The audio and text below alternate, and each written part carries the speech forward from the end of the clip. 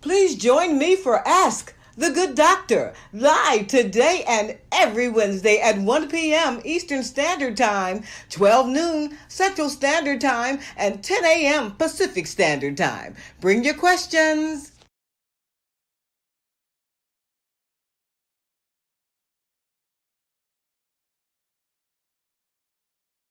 I wanted to have a talk with Elisa about another aspect of our heart health that is not spoken of a lot, and that is our emotional selves in relation to our heart. Elisa, tell us your story briefly about what happened with you. Okay, well, this was in 2012, and my mother had been diagnosed with cancer at the very beginning of 2011.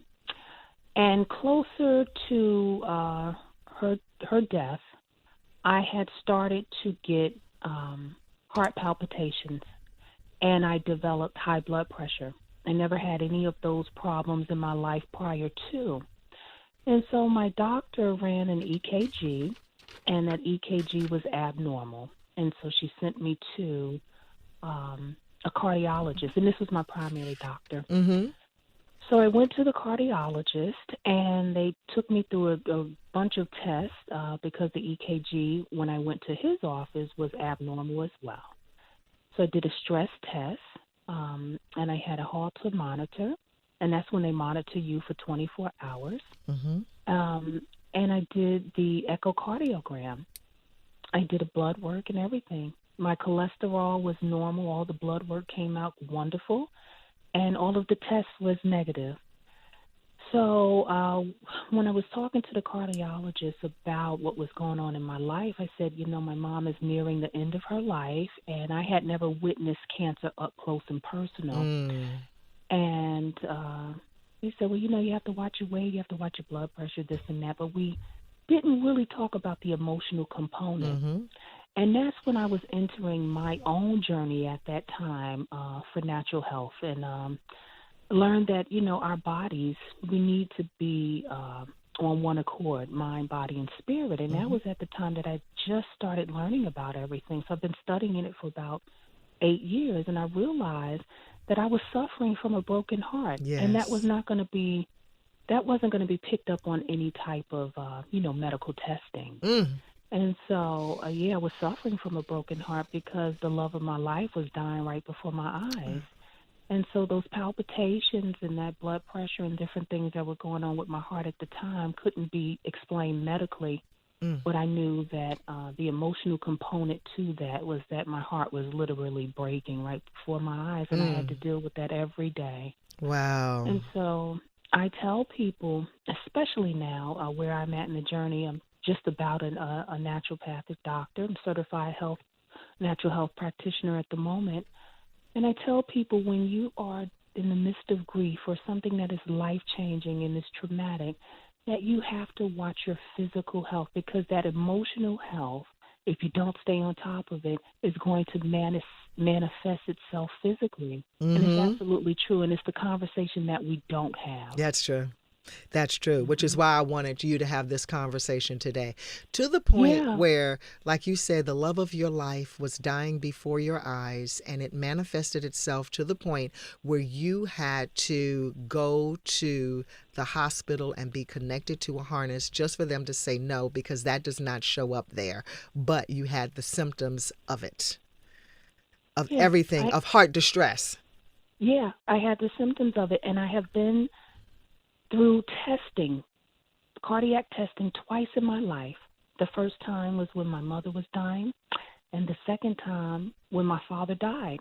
I had palpitations, and we went through the whole thing again. EKG was abnormal, and he said, okay, I have to put you through testing. Mm-hmm. But this time, when I went to the cardiologist, he had a better understanding of what was going on because the year prior, he lost his dad. Mm.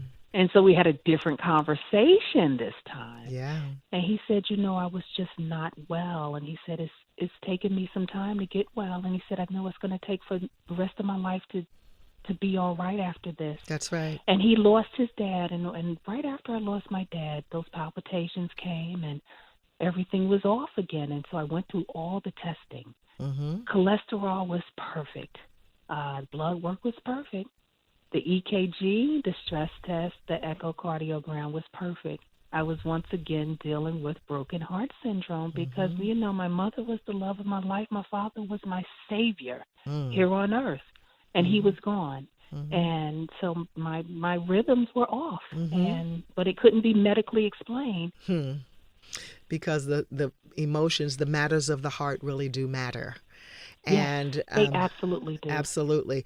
And I could, with a great degree of certainty, and even though I didn't check this out on you during that time after your father died, but one of the things that I have people do when they come to my office or when I deal with them over the phone, they have to show me a picture of their tongue. And you have to show me your tongue. I'm looking for a few things. I'm looking for yeast. I'm looking for bowel trouble. I'm looking for acid trouble. But I'm also looking to see if you have a broken heart. And the meridian line for the heart on the tongue is right down the center where a lot of people get a tongue piercing. And I'm like, you're buying yourself heart trouble because you're poking a hole right in your heart. You're piercing your heart, literally. And that meridian line, if you have a broken heart, there will be a crease down the center of your tongue. So I always ask people, who or what has broken your heart? Yes. From which you have yet to recover. And they can always come up with something. Okay. They can always come up with something that has broken their heart that they can name that they have yet to heal from. And then when I point it out to them, they look at Maria's looking at her tongue. And y'all don't do this if you're driving, okay? Wait till you get home. Right. Look and see if you have that line. And just ask yourself that question. Who or what has broken my heart? Because sometimes it's a series of events that, have occurred. Some people are brokenhearted over the chain of events in this world today. Some people, things are just not going the way that they want. They don't have the job of their dreams, all kinds of things. They lost the job of their dreams. And some people can point to a definitive moment that they know their heart is broken and it's yet to be put back together again. It's still in pieces. May I encourage you today to do your emotional work. Heal. Ask yourself the hard questions and answer them.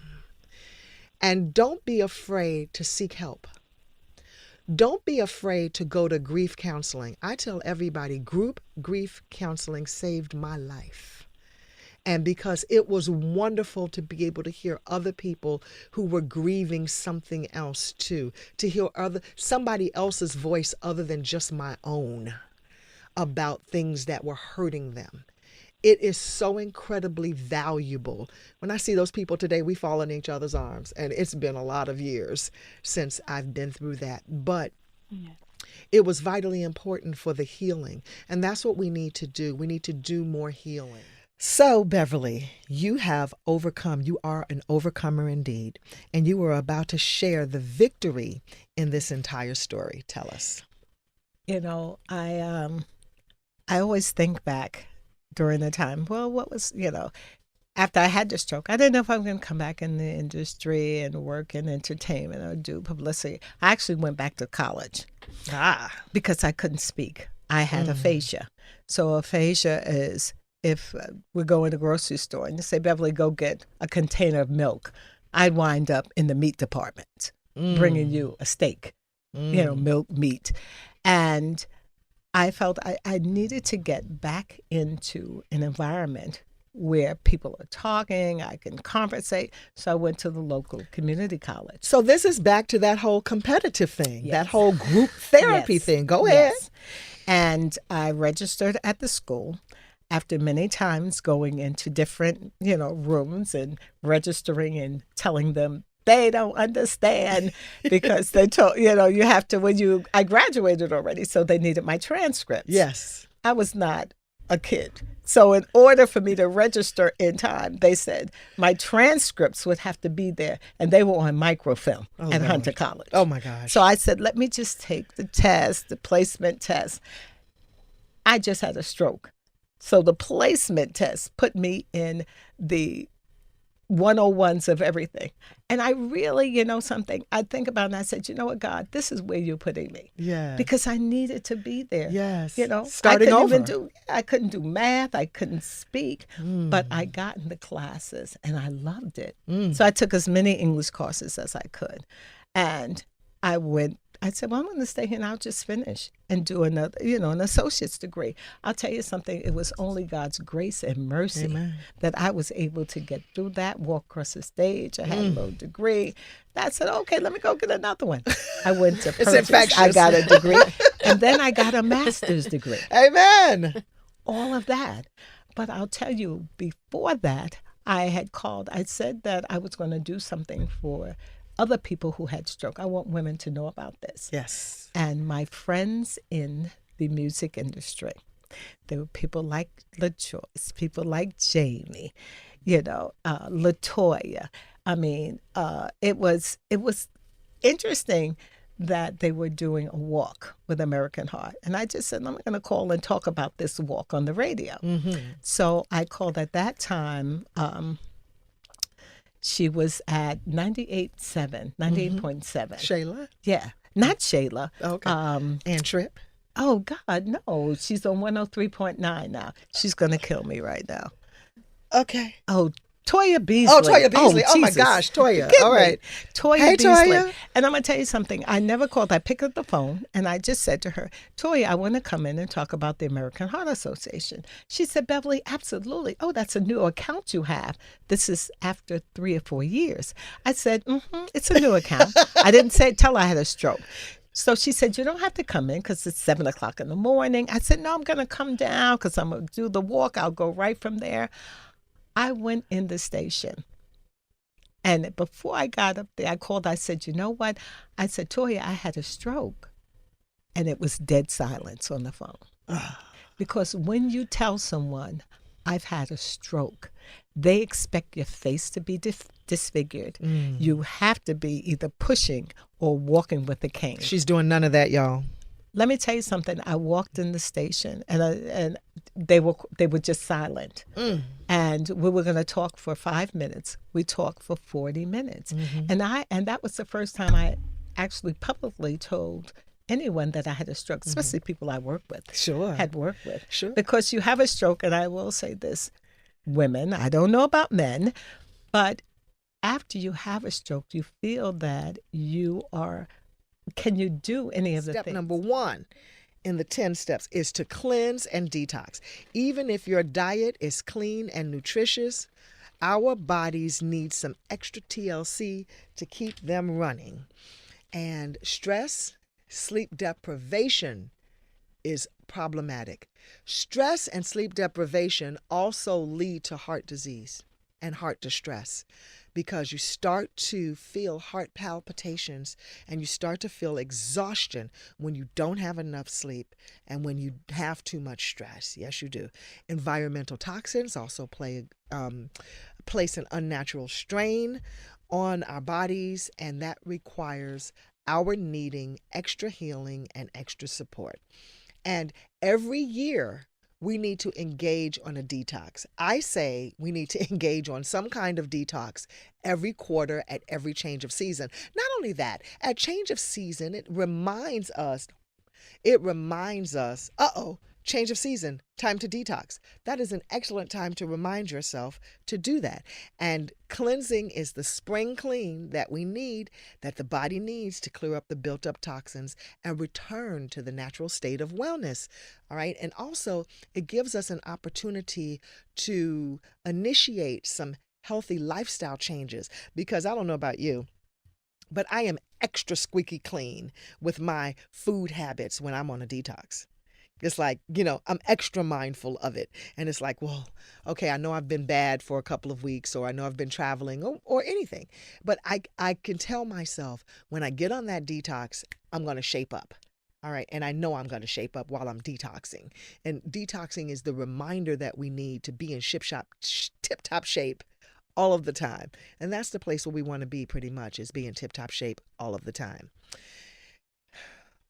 It's interesting because some people feel they don't need to detox or they don't have time for it.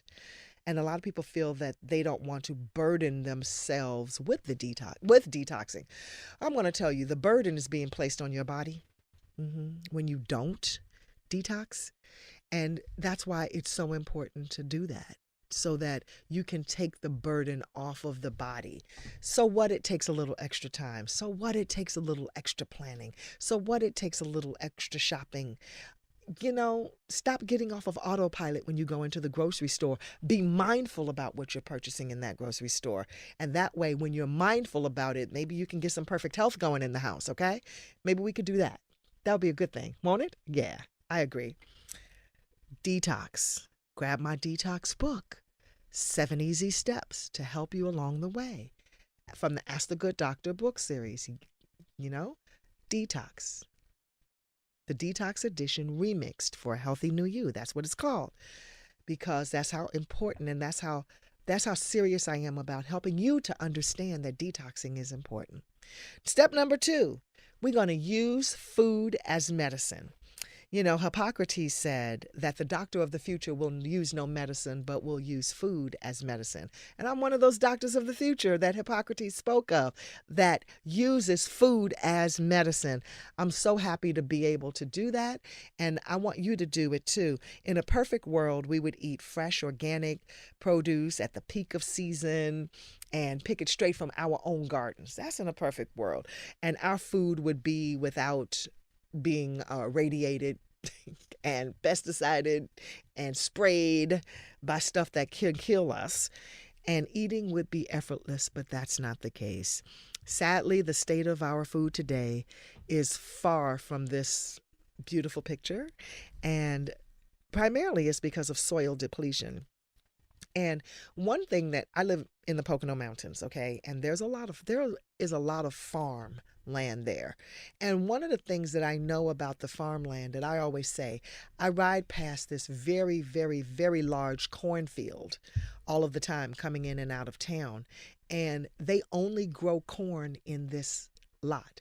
Well, I remember learning in 3rd grade science that you're supposed to rotate your crop. I remember learning that in 3rd grade, that, you will deplete the soil if you try to plant the same thing there all of the time, each and every growing season. You have to, nourishing the soil requires steps that lead to it being nourished naturally. And how you do that is rotate the crops. So I always point to that cornfield and say, my goodness, I never want any corn out of that field. Because what is it going to be like? That's all they ever grow there, ever. I've been living in the Poconos 28 years. What in the world does that corn taste like? Well, certainly nutritionally, it has no value at that point. Since I've been living there, that's all they grow there. So this is exactly why soil is depleted. And I think that farmers get lazy, some of them, which is why you pay a premium for, real farm food, which is why you pay a premium for the stuff that has the dirt on it, the organic stuff, because they are farming done right, if you know what I mean. Okay, so food transportation is also a problem, which is why we need to support your local farmer, because You don't want food that's transported from some foreign country. I always look and see where the food is from. I don't want something from Chile. I don't. As badly as I may want grapes, I don't want them from Chile. What in the world? And how come they still look fresh in my store? How far is Chile? Like, seriously? No, that's okay. I take a pass on that. It's all good. Mm-mm. And that's the way we should get to. We should get to the point where we can say no to certain foods. For instance, where there are watermelon in the store over the winter. Where'd they get that from? So where did they get the watermelon from in the dead of the winter? Well, if you're like me, I get them from my freezer because in the summertime, the watermelon that are grown with the black seeds in them, I buy 2 watermelon at a time, one to eat right now, one to cut and freeze. The ones that I cut and freeze, I keep them in the freezer because we want watermelon in the winter and not the ones you buy in the store, but the ones I got out of my freezer. All right. And I use them, make a watermelon granada with some lime and some maple syrup. Ooh-wee. Good. But I picked it at the peak of the season. So I'm not worried about where they got a watermelon from in December. That's in the grocery store. We also have to take a look at the corrupt food industry. That's a show I really haven't tackled. I don't know how far we're going to go with that, but I'll let y'all, I'm going to sip my tea. Well, yeah, that's problematic. But we need to know that exists. And let me encourage you, no matter where you live, you can grow something. You have a window ledge and you can grow your own herbs. If you will just put your own freshly grown herbs that you grew in your window in your teeny tiny apartment, if you will just do that, you have a leg up. You really will. You really will. Not only that, it's medicinal in your windows, on your windowsill. It's medicine on your windowsill. Any of those herbs, you can put it in a pot and boil it, and it can be for something that ails you. Yes, it can. Because many chronic diseases that million people suffer from today are caused by a poor diet. And that poor diet is the SAD diet, SAD, Standard American Diet, steady diet of junk. Food has been used as medicine for as long as we have been on planet Earth. And to find wellness and to first rediscover what it means to prevent and truly heal from the common cold and chronic diseases through the power of nutrition. So to embody the power of food, I want you to tap into fresh food, seaweed. Love seaweed, and not just on sushi.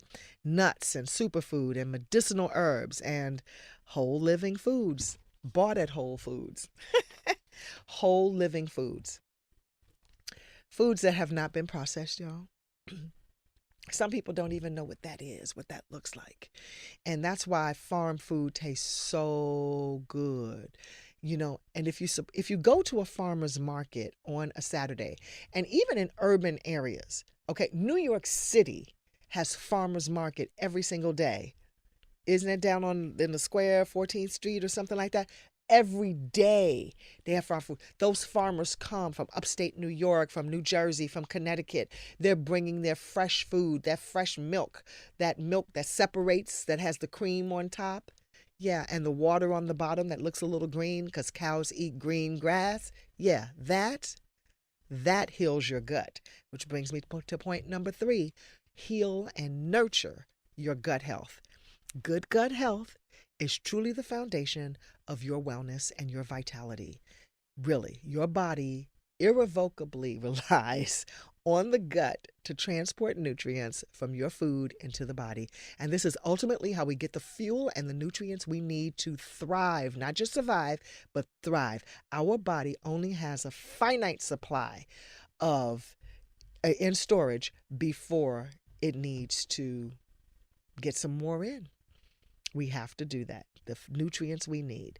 Your gut can also lie at the heart of many health issues like irritable bowel syndrome, bloating and distorted bowel habits, and the uncomfortable symptoms of a sluggish gut. Worse yet, increasing your increasing research suggests that leaky gut may even suppress your immune system and lead to more serious autoimmune disorders, as we have discussed continuously. And I like this information that came from Food Matters when they talk about you may have the healthiest diet in the world, but the quality of your food and your health is really only as good as your gut. Thank you, Food Matters, because food matters. It's so true that the death really does begin in the colon. It really does, because if food is trapped there and it cannot get out, it cannot escape, it putrefies, and the fumes and the smell, and you smell and wonder why you smell. And oh my gosh, I know of people who really have a steady diet of Altoids and peppermint and all kind of stuff like that. It ain't got nothing to do with that. It has to do with your daggone what's in your gut, that you haven't digested and eliminated. And it's all trapped in there. And then here come autoimmune diseases, as we have discussed. Autoimmune diseases are a response of undigested food latching themselves onto different parts of the body that can't be digested. So undigested food that goes to the myelin sheath brings about MS. Undigested food that goes to the lung is sarcoidosis. Undigested food that goes to the joints is rheumatoid, and so on and so on. People never look at it that way, but that's what it is. There's also an emotional component as well, which brings me to point number 4. Okay? Reduce stress, and you must address suppressed emotions. Let that marinate. Suppressed emotions.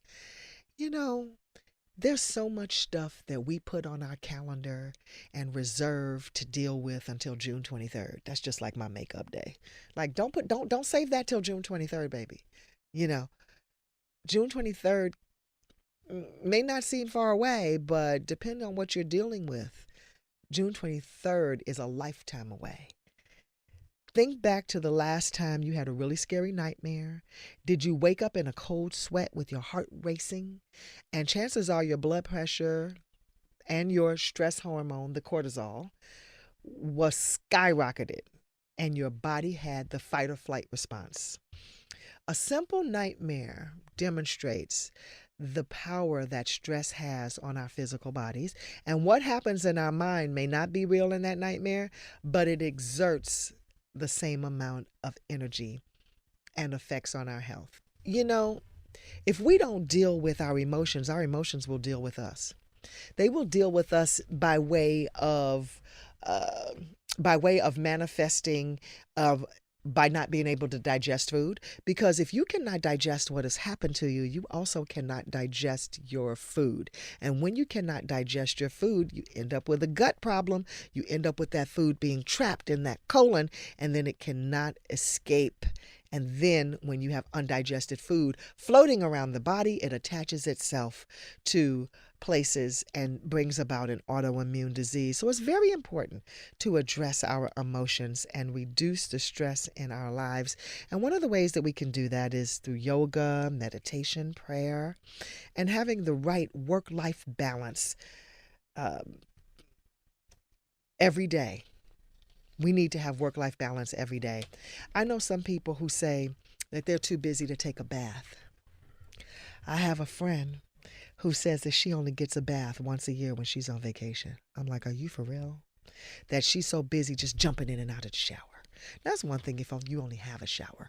But if you have a tub, please do me a favor, take the time and sit down in it. I think that we did a show a long time ago, talked early on about how baths versus showers and the importance of baths. Which brings me to the next point. Number 5, find your life purpose. That's a good one. Your life purpose. Imagine this. You have a physically well body, but you absolutely hate your job. Guess who's going to end up sick? Because you hate your job. Because you hate doing what it is you do. You hate getting out of the bed. I hate that job. I hate those people. And now, I'm not telling you if you don't have a plan to go into your job and quit your job, but I do want you to pray, plan, and pack that desk. That's what I want you to do. You detest going to that office each and every day, and every night before you go to work, every night before you go to bed, you have a sense of dread, and you envision yourself trying to figure out a reason why you can't go the next day, all kinds of things, but you're trudging through it for the check. My mother used to say, all money ain't good money. It's hard to imagine this scenario, but it happens to a lot of people. And according to Maslow's hierarchy of needs, I'm sure we're going to go over that another day, but all humans need to have an innate yearning for self-actualization, and once their physical needs are fulfilled. So go for it. Find your purpose, okay? Professional, personal, find your purpose in life, and it will fill you with deep contentment, and it will energize you before you can even reach for your green smoothie. First thing in the morning. That's the point. First thing in the morning.